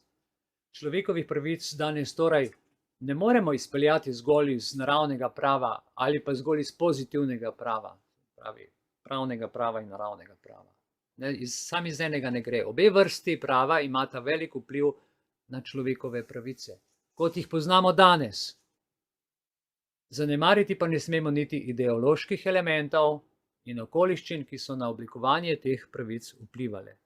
Torej, politika nenehno s svojimi željami, gospodarjev, in te želje so vreča brez dna, pa če človeku še zadnjega te daš, pa še nima dovolj. Tako da med pravico in pozitivnim pravom in naravnim pravom tle je zmeri borba in vojna, posebej v zadnjem času, ker se to vedno bolj med seboj tepe. Ok, na začetku smo se spraševali, prvo vprašanje, ko smo začeli z uvodom, ali lahko v Ustavi Republike Slovenije zasledimo naravno pravo oziroma naravno pravne ter pozitivne pravne elemente, poleg poglavja o človekovih pravicah, ki te elemente že vsebuje. Našteli pa smo skozi našo pot do nas kar nekaj členov in lahko posredno in neposredno zasledimo nadgradnjo pravic v Ustavi, ki so opredeljene v poglavju o človekovih pravicah. Ustava je najvišji pravni akt v Sloveniji in v nekaterih členih opredeli zgolj navezavo določenih pravic na zakon. V zakonu pa je potem natančneje opredeljeno. Prav tako pa zasledimo tudi pravice nove generacije oziroma tretje generacije človekovih pravic, varstvo in pravice tujcev, marginaliziranih skupin ter skrb in varstvo okolja. Pazite, skrb in varstvo okolja, bodite pozorni na to, ker zdaj je vse green, podnebne spremembe, green, varstvo okolja in tako naprej, to so dali posebej v Ustavo, kar je neposredna nadgradnja osnovnih človekovih pravic. Se pravi, imamo osnovne človekove pravice in zdaj so v Ustavo dali to, kar pravijo, da je pa podnebne spremembe, varstvo okolja in te stvari, da so pa nadgradnja človekovih pravic. A slišite, kaj povedo? Ok. Če izvzamemo dejstva, da se je Organizacija združenih narodov 75 let očitno temeljito pripravljala, ne vem, kako temu rečejo, big reset, in vzamemo v zakup, da je našo Ustavo Republike Slovenije Državni zbor ratificiral na skupščinski seji 23. decembra 1991, ter da je bila nekajkrat spremenjena, členi so namreč oštevilčeni od 1 do 74, vendar poleg 3. člena obstaja tudi 3.a člen, to sprememba je bila leta 2016, pa je bil 70. členu dodan tudi 70.a člen. Lahko rečemo dobesedno, Ustava Republike Slovenije je sodobna, posodobljena, upgradana, primerno posodobljena zaradi vpliva globalizma, ki sicer ruši suverenost lokalnih skupnosti, državnih pristojnosti v smislu podrejanja mednarodnim pogodbam. Je pisna, kodificirana in dokaj toga Ustava, smo prej ugotovili, prepojena z elementi, danes rečem premočno prepojena z elementi pozitivnega prava, ki so v nasprotju človekovih pravic oziroma jih kršijo. Zato jo štejemo med moderne demokratične ustave, ki varuje človekove pravice, ne samo v poglavju človekove pravice, temveč tudi svoboščine, ampak tudi čez celotno besedilo. Ok, težava nastane, ko se pričnemo ukvarjati z mednarodnim, tukaj samo še povem, tukaj imamo to četrto, tukaj sem govoril še o četrti generaciji, na prosojnici je še četrta generacija, 21 človekove pravice postanejo globalne in tako naprej. Kje pa nastane problem? Problem nastane, težava nastane, ko gremo mi globalno. Povedal vam bom, kaj sem prejšnji teden odkril. Čisto slučajno. Na primer, poglejmo pogodbo Evropske unije iz leta 1995, ki je bila spremenjena z Lizbonsko pogodbo iz leta 2007. Lizbonska pogodba namreč spreminja pogodbo o Evropski uniji in že v 1. členu je zanimiva sprememba oziroma dodatek. 1. člen pred spremembo je glasil, govorimo o pogodbi Evropske unije in 1. členu. S to pogodbo visoke pogodbenice med seboj ustanavljajo Evropsko unijo, v nadaljevanju besedila unija za uresničevanje svojih skupnih ciljev. Pika. Leta 1995 je tako pisalo, do leta 2007, ko je prišla Lizbonska pogodba. In Lizbonska pogodba spreminja Evropsko pogodbo. 450 strani obsega, sprememb kolikor želite. Sprememb, ker mi smo bili 10 let navajeni, da je pogodba takšna, smo se jo naučili, smo se za njo zanimali, pa smo pozabili, oni so naredili spremembe, zdaj so spremembe not in jih ne poznamo več, zaradi tega, ker je to en druga materija, druga vsebina. Zdaj pa tako, se pravi, v 1. členu se spremeni, to je zdaj iz Lizbonske pogodbe, kjer piše tlele od spodaj, na desni strani podčrtano, v 1. členu se spremeni na način. Na koncu prvega pododstavka, to se pravi, tam, kjer je vejca, se doda naslednje besedilo, na katero države članice prenašajo pristojnosti za uresničevanje svojih skupnih ciljev. Zdaj vam bomo še enkrat prebral, to celo. Zdaj, kako se pa zdaj tole bere, je pa tako, Čakajte, bom skušal skupaj dobiti, s to pogodbo visoke pogodbenice med seboj ustanavljajo Evropsko unijo, v nadaljevanju besedila unija, na katero države članice prenašajo pristojnosti. Nič katerih, prenašajo pristojnosti. Vse. Ne delno, ne tak, ne prenašajo pristojno in kontinuirano. Za uresničevanje svojih skupnih ciljev. Kaj se je zgodilo? 2006 smo mi dobili 3.a člen, kjer smo, preden smo šli v Evropsko unijo, mogli ustavo spremeniti v 3.a členu, kjer organizacijam dajemo ampak suverenost. Zdaj, vedeti treba, kaj pomeni suverenost, vedeti treba, kaj pomeni pristojnosti. Ok, pristojnost, da boste razumeli, pristojnost, koncept pristojnosti se nanaša na geografsko mesto. Koncept pristojnosti ni to, da ti eden nekaj reče, ampak on mora imeti na geografski poziciji, tam, kjer je, mora biti za to pristojen. Na tistem mestu, ki je z mejo do sem, pol pa drug ima pristojnost, ki mu je bil dodeljen strani pristojnega organa, v tem primeru EU, tako, da lahko pristojni organ uporabi svoje zmogljivosti pri izvajanju prava, pri spoštovanju pristojnosti glede na zadeve in količino dovoljenih odločitev. V dokaj širokem smislu pristojnosti ni nič drugega kot območje ali ozemlje, na katerem država izvaja in uveljavlja suverenost. Vkolikor ima pooblastila oziroma vkolikor dobi pristojnosti od Evropske unije. Sicer jih je že po pogodbi predala in ker jih je predala, jih nima. Se pravi, v Sloveniji, a je predsednik vlade pristojen za vodenje vlade v Republiki Sloveniji, če ga mi volimo? Ne vem. Mi smo predali to pristojnost Evropski uniji, a je Evropska unija njega volila ali smo ga mi volili? Zdaj se je treba ga vprašati. Ker tukaj poleg ozemeljske pristojnosti gre tudi za voljo ljudstva. To je en kup vprašanj zdaj, ki se jih odpira.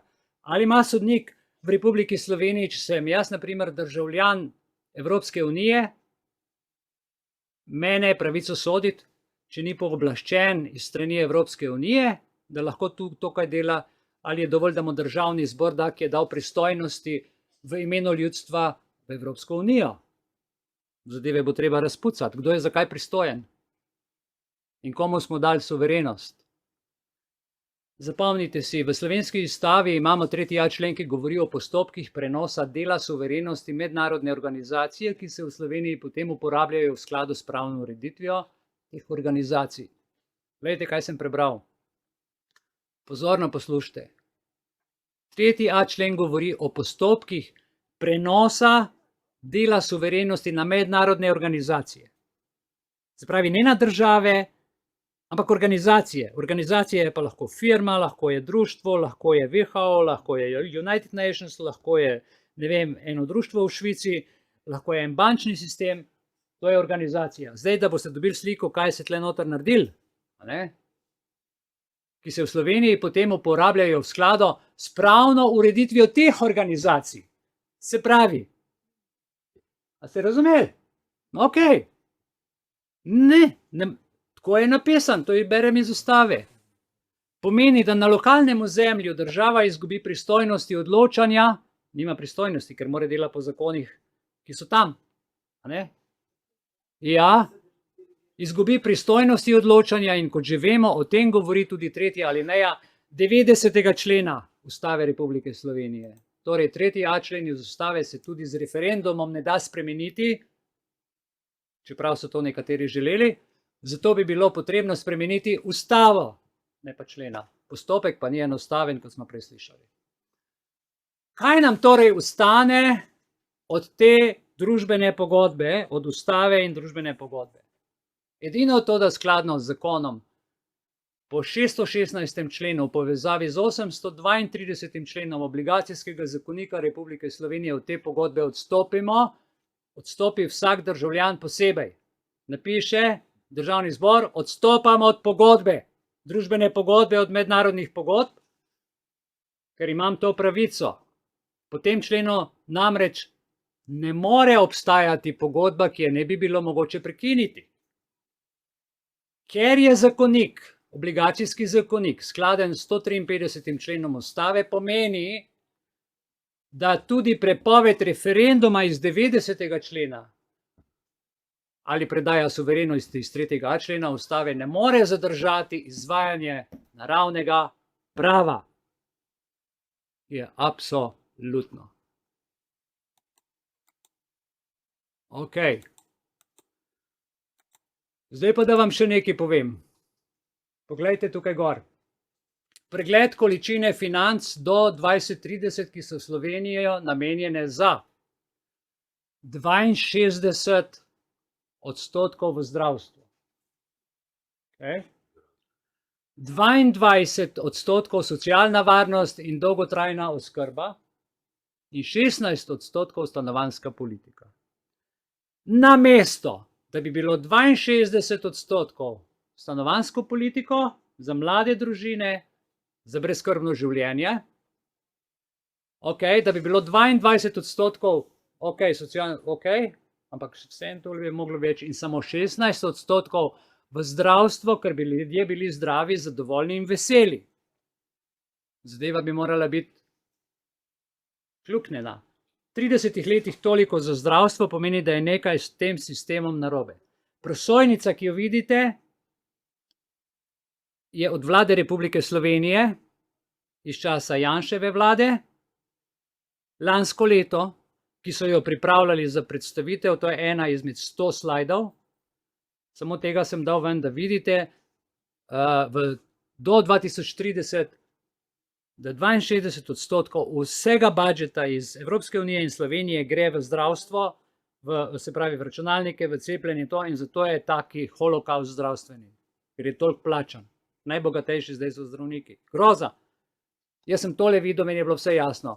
Če hočeš ugotoviti krivca, sledi denarju.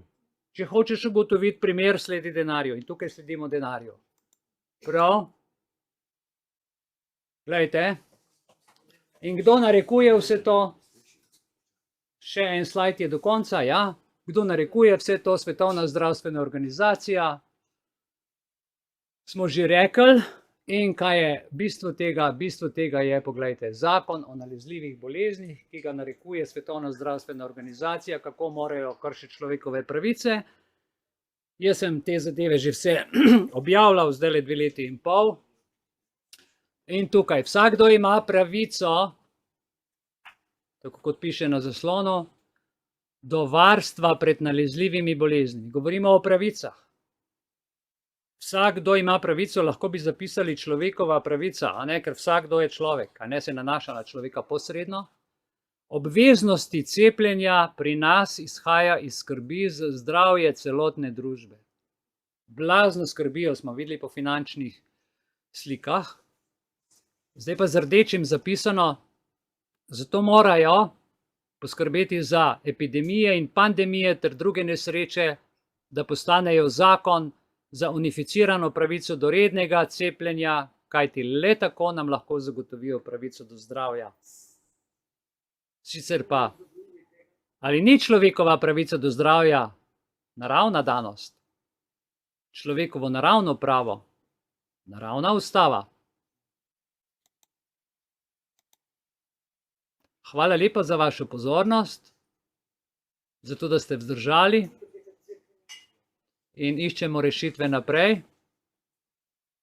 In se vidimo čez 15 minut. Hvala lepa.